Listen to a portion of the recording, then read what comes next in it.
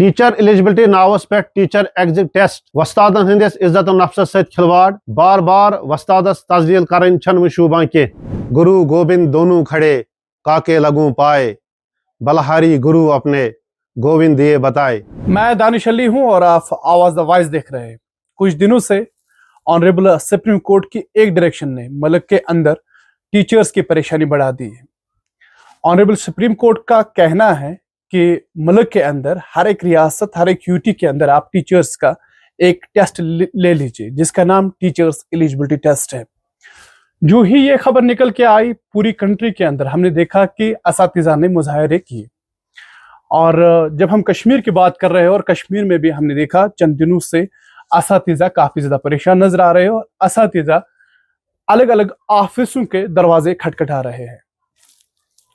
अब इस डायरेक्शन में क्या है, बताया गया है कि 2 साल के अरसे के अंदर एक टीचर को ये टेस्ट क्लियर करना है। अगर टीचर ये टेस्ट क्लियर नहीं कर पाया, टीचर्स एलिजिबिलिटी टेस्ट रखा गया है, तो जो टीचर ये टेस्ट क्वालिफाई नहीं कर पाएगा उसको अपनी नौकरी से हाथ धो बैठना पड़ेगा।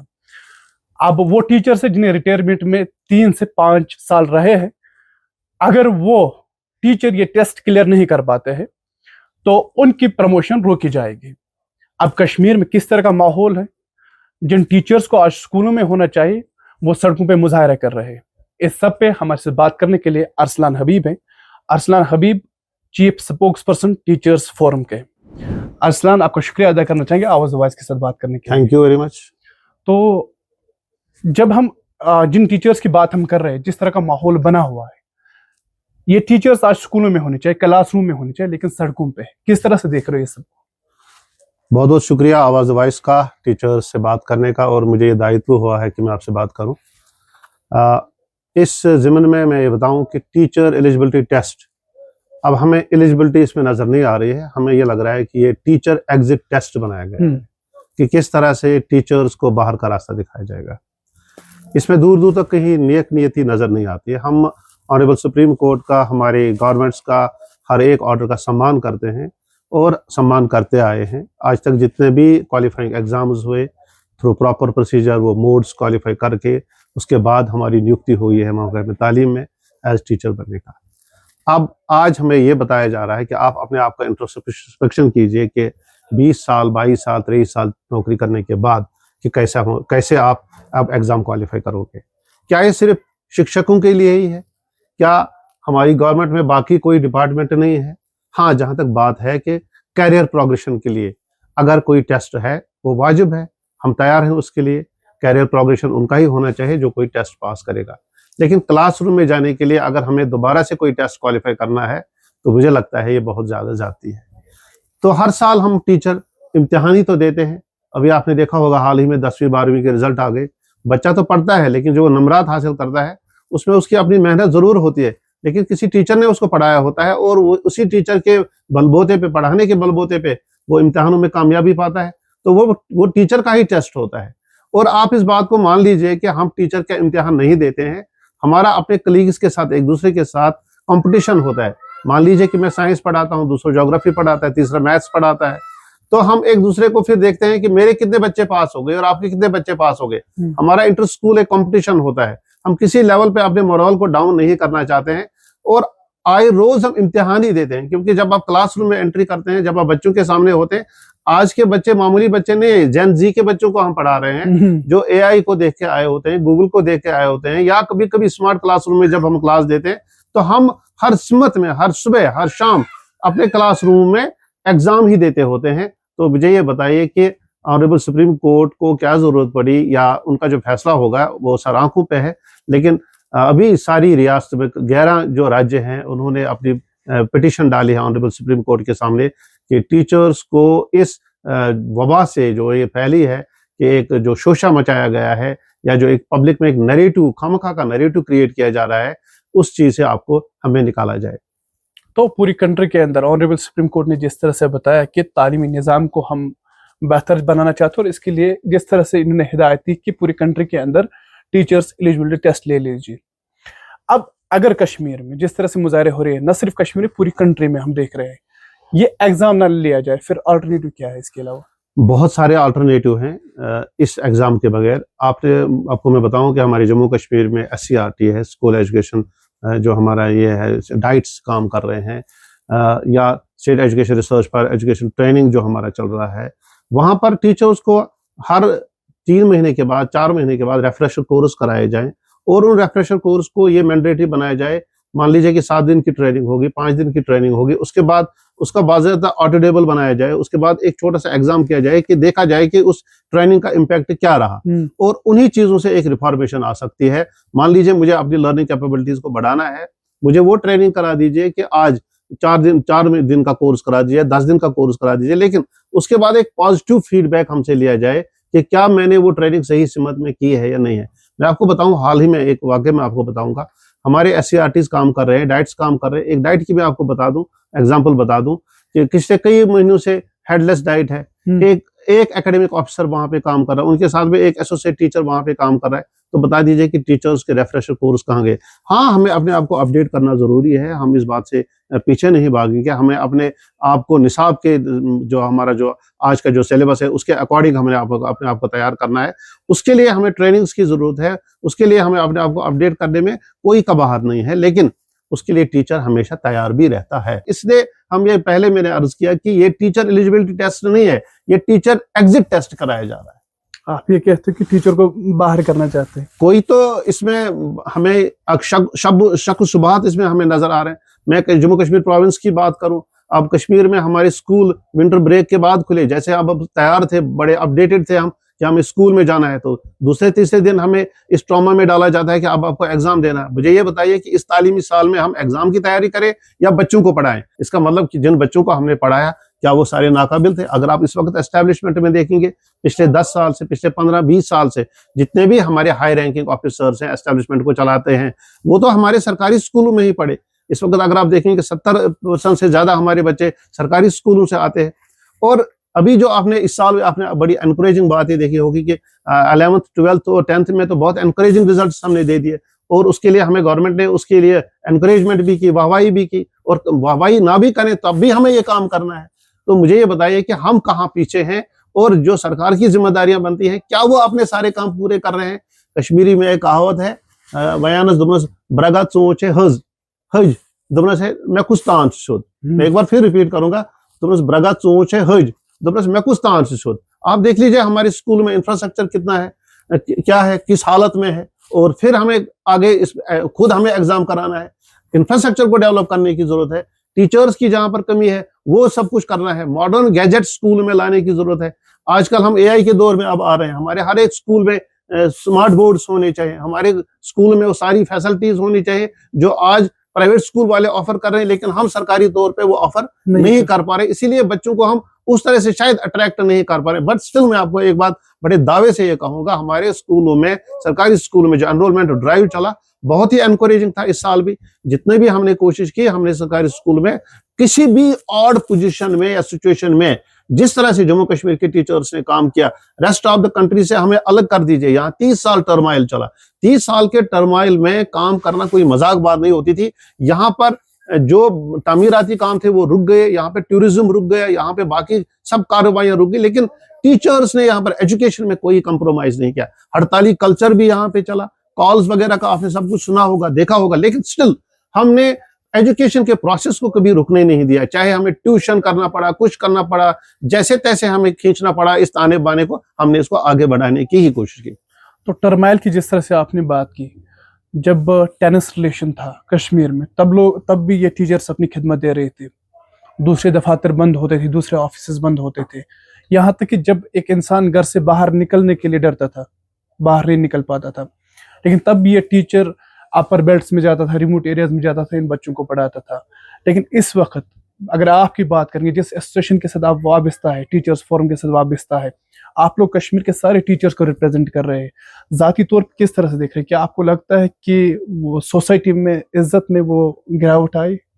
देखिए, पहले इंटेलेक्चुअल लोग ये कहते थे कि अगर आपको किसी कौम को मारना होगा तो उनकी जबान आप छीन लीजिए। और आज की डेट में अगर इस कहावत को मॉडर्नाइज किया जाएगा, तो अगर आपके किसी कौम को कमजोर करना है तो वहां के टीचरों की तजलील करना आप शुरू कर लीजिए। मैं आपको कल का वाकया बताऊंगा। मस्जिद में जाने से पहले किसी दोस्त ने मुझे ये कहा कि आपको तो इम्तिहान की तैयारी करनी होगी। तो मेरी जो कंसंट्रेशन थी कि मैं नमाज पढ़ने जा रहा था, तो मेरा सारा ध्यान वहां की तरफ चला गया। तो टर्माइल की बात मैं बताऊं, जितने भी अताब थे वो शायद टीचर्स पे ज्यादा आ गए, चाहे इधर से या उधर से, लेकिन टीचर ने कभी भी इस सिचुएशन में कंप्रोमाइज नहीं किया। उन्होंने बच्चों को पढ़ाया। और आप और मैं जो इस वक्त बात कर रहे हैं, ये इसी बिना पे हम ये बात कर रहे हैं कि शायद आपने किसी स्कूल में जाके पढ़ा है और आपको किसी अपने टीचर ने बहुत अच्छी तरह से एजुकेट किया है, तभी जाके हम और आप इस वक्त बात कर रहे हैं। और जो हमारे साथी इस वक्त हैं, इसको कैप्चर कर रहे हैं या इस बात को आगे ले जाएंगे, ये इसी बलबूते पे कि शायद उनको भी टीचरों ने ही पढ़ाया है,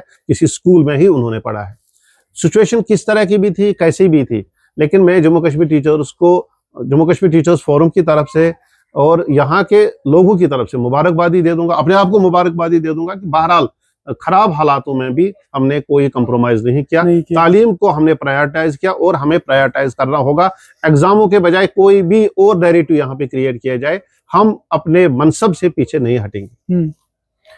तो इस वक्त जिस तरह से टीचर्स अपनी खिदमत दे रहे हैं, मैं RETs की बात करूं या जर्नल लाइन टीचर्स की बात करूं, कई सालों से अपनी जिस तरह से खिदमत दे रहे हैं, तो आप इस फोरम के साथ जुड़े हुए हैं, तो तफसील में बता सकते हैं कि कहीं ऐसे भी टीचर हमने देखे, जिस तरह से मैंने अभी कहा कि रिमोट एरियाज में अपनी खिदमत दे रहे हैं, या कोई टीचर श्रीनगर का है, वो कई सालों से गुरेज में अपनी खिदमत दे रहा है, गुरेज का कोई टीचर वो श्रीनगर में अपनी खिदमत दे रहा है कई सालों से घर से दूर रह के, लेकिन उसके बाद भी जहां इनकी खिदमत को अप्रिशिएट करना चाहिए हुकूमत को, लेकिन दूसरी तरफ क्रिटिसाइज किया जाता है, इनके मोरल को डाउन किया जाता है। देखिए, टीचर का अपना जो इंटरनल उसका जो सेटिस्फेक्शन होता है या अपना इंट्रोस्पेक्शन जब हम जाती तौर अपना खुद करते हैं, हम इस चीज के मोहताज कभी नहीं रहते हैं कि हमें कौन वाहवाही करता है या कौन वाहवाही नहीं करता है, क्योंकि ये पैगंबराना पेशा है। हमने हमेशा यही ठान ली होती है कि हमें अपने मनसब के साथ, अपने फर्ज के साथ इंसाफ करना होता है, और इंसाफ करे बगैर हम अपने आप को सेटिस्फाई नहीं कर पाते हैं। ये बातें जरूर है कि बहुत सारे लोग ऐसे हैं जिन्हें दूर दराज इलाकों में ट्रांसफर किया जाता है या भेज दिया जाता है, उसके बाद वापस नहीं लिया जाता है। कमिटमेंट होती है 2 साल के बाद, 1.5 साल के बाद वापस लाने की, लेकिन वो कमिटमेंट्स पूरी नहीं की जाती है। या आप देख रहे होंगे बहुत बड़ा गैप है इस वक्त जो टीचर्स की डिमांडें हैं, उन डिमांड्स को रियलाइज करने की जरूरत थी, उनको एड्रेस करने की जरूरत थी, बजाय इसके कि आप उल्टा इन पे और एक नई चीज थोपते हैं। आप देख रहे होंगे टीचर्स को कई तरह से इनको मुश्किलात में डाला जाता है। अपने जीपी फंड के लिए वो एक लड़ाई लड़ रहे हैं। जीपी फंड जो उनका है, वो जीपी फंड कभी चाहते हैं किसी को बिटिया की शादी करनी हो, किसी को बीमार बाप का इलाज करना होता है, वो उससे वक्त पे नहीं मिलता है, या बहुत सारे ऐसी डिमांड्स होती हैं जिनको टीचर लेके चलता था। लेकिन तुर्रा ये कि उसके ऊपर भी एक नया अजाब इस पे अब ये डाला जाता है कि जहां पर उसको ये कहा गया है कि अब आप अपनी डिग्निटी के साथ कंप्रोमाइज कीजिएगा।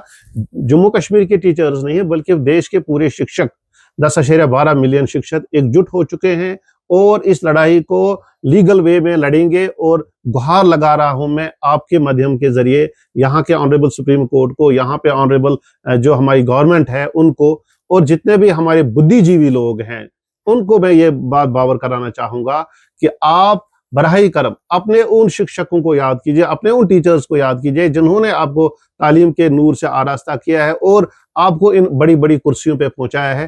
क्या उन टीचर्स में और हम टीचर्स में कोई ज्यादा फर्क है, या क्या हम उस लेवल को पकड़ नहीं पा रहे हैं? लेकिन आज की बात मैं आपको बताऊंगा, आज के स्कूल में ज्यादा अच्छे प्रोडक्ट्स आते हैं। आज अगर आप देखेंगे कॉम्पिटिटिव एग्जामों में जहां पर स्टैंडर्ड बहुत ज्यादा हाई हो चुका है, लेकिन मैं बड़े दावे के साथ ये कहूंगा कि जम्मू कश्मीर भी कहीं पीछे नहीं है। तो जम्मू कश्मीर में जो कल हुक्मनामा निकल के आया डायरेक्टर ऑफ एजुकेशन से, बताया गया कि इस ऑर्डर को टेम्परेरी टाइम तक होल्ड पे रखा जाएगा। ये नहीं कहा गया कि एग्जाम नहीं लिया जाएगा, लेकिन कहा गया कि होल्ड पे रखा जाएगा।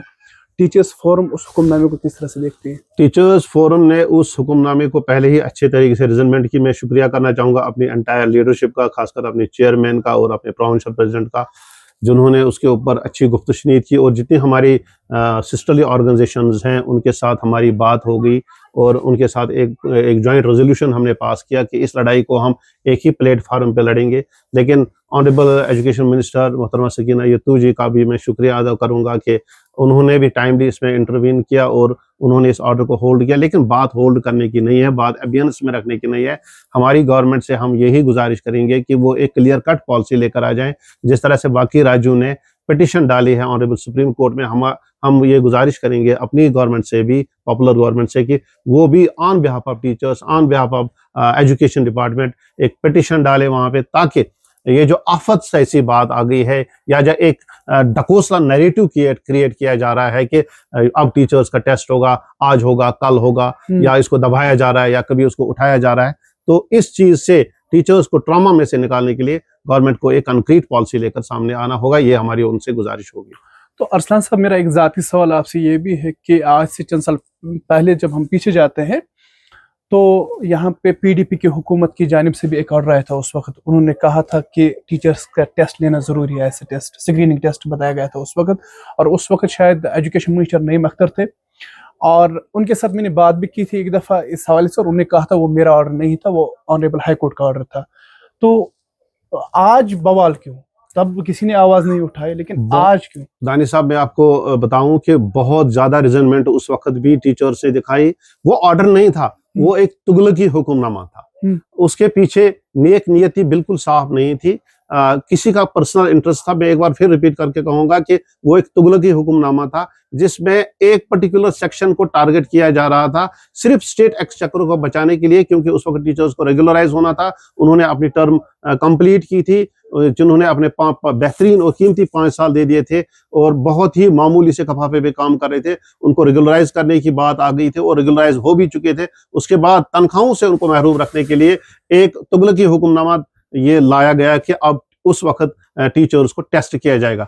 बिल्कुल वो जो नाकाम कोशिश थी, उसको टीचर्स कम्युनिटी ने नाकाम कर दिया। और मैं मुबारकबाद देना चाहूंगा उन सभी टावरिंग ट्रेड यूनियन लीडर्स को, जिन्होंने उस वक्त टीचर्स की जुबान बनकर एकजुट होकर वो लड़ाई लड़ी। और मैं चाहूंगा, अपील करूंगा अपने सभी साथी टीचर्स को, और टीचर्स जितने भी हमारे ऑर्गेनाइजेशंस हैं, हमें एक बार फिर एकजुट होना होगा। देश के सभी शिक्षकों के साथ हमें हाथ मिलाना होगा, ताकि हम इस जो लड़ाई को बड़े आसान तरीके से लीगली लड़ेंगे, और ऑनरेबल सुप्रीम कोर्ट के सामने अपनी पिटिशंस रखेंगे, ताकि टीचर्स को इस जो खामखा का एक नैरेटिव क्रिएट किया गया है कि टीचर एलिजिबिलिटी टेस्ट, मैं तो इसको एक बार फिर ये कहूंगा, ये टीचर एग्जिट टेस्ट के तौर पे लिया जा रहा है। नहीं तो इसमें हाँ एक बार फिर ऐड करना चाहेंगे कि अगर कैरियर प्रोग्रेशन के लिए टीचर एलिजिबिलिटी टेस्ट है, क्योंकि उसमें फिर एडमिनिस्ट्रेटिव मामला होते हैं। मान लीजिए मेरी प्रमोशन होती है, मैं कल प्रिंसिपल बनता हूं, मैं वहां पर सिर्फ एजुकेटर नहीं रहूंगा, वहां पर मुझे एज एडमिनिस्ट्रेटर काम करना है। जिस तरह हमारे ही एजुकेशन डिपार्टमेंट के जो हमारे साथी लोग हैं, कलीग्स हैं, जो हमारा मिनिस्ट्रियल स्टाफ होता है, उनको पहले ट्रेनिंग कराई जाती है 2-3 महीनों की, और उसके बाद एक टेस्ट किया जाता है, और जो उस टेस्ट में पास होता है उसी की प्रमोशन होती है। बाज़ाब्ता उसी तरीके से जब एडमिनिस्ट्रेटिव पोस्टों पे हमें जाना होगा, जैसे हमें किसी को ZDO बनना होगा, डिप्टी CO बनना होगा, CO बनना होगा, प्रिंसिपल बनना होगा, हेडमास्टर बनना होगा, बाज़ाब्ता अगर एक टेस्ट हो जाए तो उसके बाद कैरियर प्रोग्रेशन में के लिए अगर ऐसे अहकामात आते हैं तो वो हमारी सराहना होगी।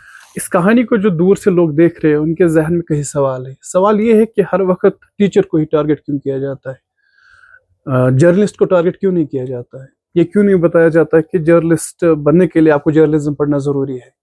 तो हेल्थ डिपार्टमेंट के साथ जो लोग वाबिस्ता है, उनको टारगेट क्यों नहीं किया जाता? डॉक्टर को टारगेट क्यों नहीं किया जाता? इसी टीचर को हर वक्त टारगेट क्यों किया जाता है? जनाब, मैं आपको ये बताऊं कि बहुत बड़ी बदकिस्मती है कि मैं हमारी कौम को तनकीद का निशाना जब बनाया जाता है तो कौम जवाल की तरफ जाती है। मैं हमारी कौम को इज़्ज़त अफजाई के बजाय जब किसी ट्रॉमेटिक कंडीशन में आप डालेंगे, तजदीर करने पे आप उतरेंगे, तो वो असल में हमारी कौम की तजदीर नहीं होती है, बल्कि पूरे कौम की तजदीर होती है। क्योंकि टीचर को नेशन बिल्डर कहा जाता है। तो अगर आपकी नेशन की बुनियाद ही कमज़ोर रहेगी, तो शायद जो लोग ऐसे गिरोने खेल खेलते हैं, उनके लिए अपने पर्सनल इंटरेस्ट उनके पूरे हो जाते होंगे, लेकिन इन द लार्जर इंटरेस्ट अगर आप देखेंगे, कौम को ही जवाल पजीर होना पड़ता है। आपको मैं बताऊं कि टीचर्स को जब ये कहा गया कि आपको ट्यूशन नहीं पढ़ाना है, तो बिल्कुल भी टीचर्स ने ट्यूशन सेंटरों का रुख अपना बंद कर दिया। किसी भी आप जर्नलिज्म के साथ हैं, मुझे नहीं लगता कि 2025, 24 में या 26 में आपने कोई ऐसी स्टोरी की होगी जहां पर आपने टीचर्स को पकड़ा होगा ट्यूशन करते हुए। मैं किसी को क्रिटिसाइज नहीं कर रहा हूँ या ब्लेम गेम नहीं कर रहा हूँ, लेकिन अगर आप देखेंगे बाकी महकमा जात में जो काम कर रहे हैं, अगर उनको कुछ प्रैक्टिसेस करने से रोका जाता है, लेकिन आप देखेंगे बड़ी कतारें लगी होती है, वहां पर वो सब कुछ चलता हुआ होता है। तो अगर एक बार फिर मैं कहूँ कि आप टीचरों की तस्दीर करना शुरू करेंगे, तो ये टीचर्स की तस्दीर नहीं है, बल्कि कौम की तजलील है, यहाँ के मुस्तकबल की तजलील है। हम ह्यूमन रिसोर्स के साथ डील कर रहे हैं, हम ह्यूमन रिसोर्स को बना रहे हैं। हम कहीं पे पुल नहीं बना रहे हैं, कोई बिल्डिंग नहीं बना रहे हैं, कोई सड़क नहीं बना रहे हैं, बल्कि हम ह्यूमन रिसोर्स के साथ डील कर रहे हैं। हमारे जहन में अगर आप कोई भी निकम्मापन या नाकारगी डाल देंगे तो शायद उसका बराह रास्त इम्पैक्ट आने वाली जनरेशंस पे पड़ेगा। तो टीचर्स फोरम को आप रिप्रेजेंट कर रहे हैं, तो मुकामी हुकूमत के लिए क्या कहना चाहते हैं? मुकामी हुकूमत का तो हम पहले वक्ती तौर पे शुक्रिया अदा करेंगे ऑनरेबल एजुकेशन मिनिस्टर का, जिन्होंने टाइमली इसमें इंटरवेंशन किया और इंटरव्यू करने के बाद इस ऑर्डर को अबियंस में डाला गया है। लेकिन ऑनरेबल चीफ मिनिस्टर से, यहाँ के हमारे ऑनरेबल जो LG साहब हैं, उनसे भी हम गुजारिश करेंगे और गुहार लगा रहे हैं कि इस अबियंस के ऑर्डर को आप पुख्तगी के साथ सामने लाइए, ताकि इसको आप एक बार ये आश्वासन दीजिए यहाँ के टीचर्स को कि किसी भी कीमत पे, जहाँ पर रेस्ट ऑफ द कंट्री में बहुत सारी स्टेट से पिटिशंस डाली हैं और हमें भी इस ट्रॉमेटिक कंडीशन में से आप बाहर निकालेंगे, ताकि हम अपने फर्ज मनसबी के साथ प्रॉपरली इंसाफ करते आ रहे हैं और इंसाफ भी करेंगे। और आने वाले सेशन में हम तनदेही से, लगन से और ज़्यादा जोश और जज्बे के साथ काम करेंगे। अरसलान साहब, आवाज़ वॉइस के साथ बात करने के लिए शुक्रिया। बहुत बहुत शुक्रिया।